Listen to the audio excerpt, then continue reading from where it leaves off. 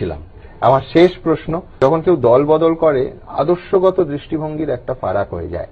ধরুন আপনি বারবার আপনার বহু পুরনো সভায় আমি দেখছিলাম যে আমরা প্রত্যেকে তাই মনে করি যে 42 সালের তাম্রলিপ্ত জাতীয় সরকার পশ্চিমবঙ্গের রাজনৈতিক ইতিহাসে, ইনফ্যাক্ট দেশের রাজনৈতিক ইতিহাসে অত্যন্ত গুরুত্বপূর্ণ। আপনি যাদের ভাব শিষ্য, সেই সতীশচন্দ্র সামন্ত, অজয় মুখোপাধ্যায়ের নাম একেবারে চিরস্মরণীয় হয়ে আছে। অথচ আজ আপনি যে দলে গেছেন সেই দলের পূর্বসূরি জনসংঘের প্রতিষ্ঠাতা শ্যামাপ্রসাদ মুখোপাধ্যায় এই 42-এর আন্দোলন নিয়ে সম্পূর্ণ ভিন্ন দৃষ্টিভঙ্গি তার ছিল।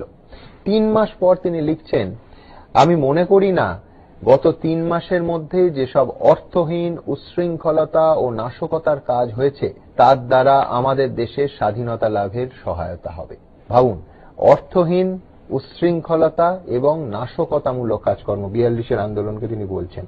শুভেন্দু অধিকারী নিজস্ব মূল্যায়নে যাবেন না অত্যন্ত শ্রদ্ধেয় ব্যক্তিত্ব শ্যামাপ্রসাদ মুখোপাধ্যায় তার মূল্যায়নে যাবেন? 42-এর আন্দোলন যখন আপনি মূল্যায়ন করবেন, দেখুন, ডক্টর শ্যামাপ্রসাদ মুখোপাধ্যায়কে তার এই মন্তব্য বা লেখনির উপরে আমি মূল্যায়ন করবো না, সে অধিকার আমার নেই। আমি শ্যামাপ্রসাদ মুখোপাধ্যায় মূল্যায়ন করতে বলি না, আমি বলছি যে যখন আপনি 42-এর মূল্যায়ন করবেন তখন আপনার নিজস্ব মূল্যায়নকে আগে রাখবেন না শ্যামাপ্রসাদ মুখোপাধ্যায়? আপনি এমন একটা লোককে রিলেটেড করে আমাকে এই প্রশ্ন করেছেন, এটা থেকে আমি স্কিপ করলাম।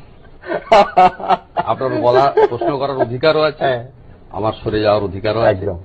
শুভেন্দুবাবু, অনেক অনেক ধন্যবাদ। আপনিও ভালো থাকবেন, আপনিও সুস্থ থাকবেন, একদম ভালো থাকবেন।